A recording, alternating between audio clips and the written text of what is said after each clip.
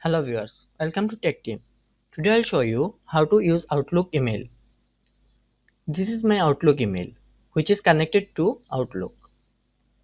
You can see on the home page there are inbox, sent items, draft, deleted items in the left side. In default, inbox will be selected. If you send someone an email, just go to top left, click new email.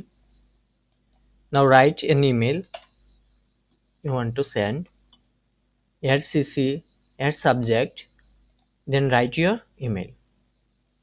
You can change the font style, font size, and attach file.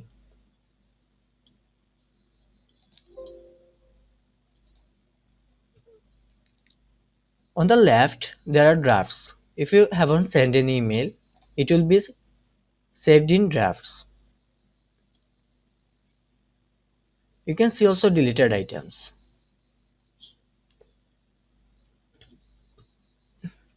On the bottom, you can see calendar, people, and task. That's all. If you like this video, please subscribe. Thank you.